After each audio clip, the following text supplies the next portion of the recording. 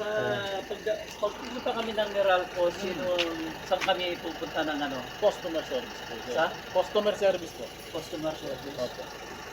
Sabihin niyo po, magre-request po ng remote. Meter base. Hindi, remodeling. Remodeling. Remodeling ng meter base. Kung Ano? napunta ng Meralco, nag-advisean kayo na mag-request ng for remodeling. Oo, kami. Huwag niyo pong kalimutan yung bill niyo para kung maano yung mga detalye.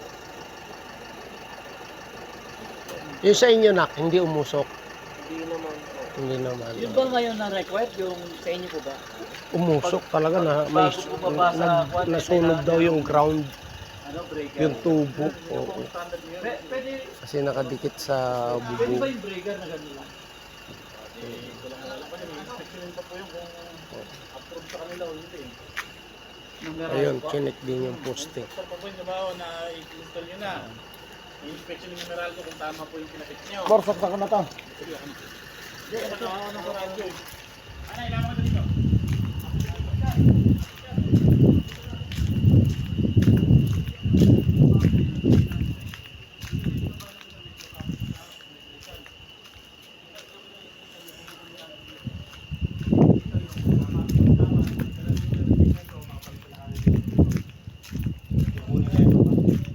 Kumbaga manggagaling yung base sa Meralco. Tama po, kasi pagka nanggaling yan sa hardware, substandard tawag yan.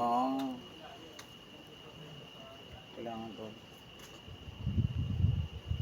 Pa-check din ako yung pinag-konektahan nung wire ko ano yun, may brother dito. babayaran rin doon. Hindi ko po alam eh. Ah, Kasi sa ano na yun eh, sa office na yun. Nasa field kami sa labas. Hindi po namin alam kung bakit discount. So yung sa mga bahay sa electrician na yan. Talaga naman po electrician ang gagawa niyan. Kasi umuusok sa loob eh. Yung basta sa gilid eh. Sa gilid. Paano tayo? Kaya umusok yan, may puro bahay na lang kami sa loob. ayun. Tsaka nabasa.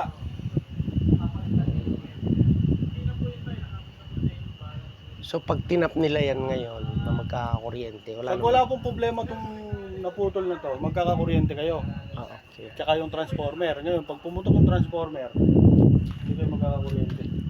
Ah, Papapalitan pa yung wire na yung malaki na yan. okay. Kasi yun ang sabi ko nga sa visor mo. Kaya nga pinatanggal Baka ko muna, pwedeng- pina-isolate ko eh.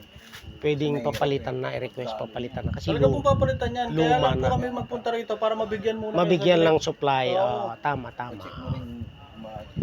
Pa-check din ako nung pinaka-entrada ko bro, yung galing sa main na Bakit po wire. ba umusok po ba sa loob?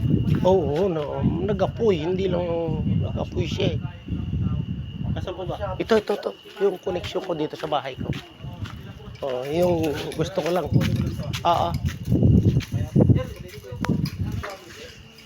Ano po ba yung sa inyo? Hindi, dito lang po. Yung nag-ground lang yung wire ng ano, ng wifi. Sir, kaya nag-ground yung ano ng wifi yun. Dito yung wire ko. Tsaka yung wifi na yun, sir. Hindi namin lalo pinitin na rin sa Meralco. Hindi po namin sasagutin. Ito wifi yun.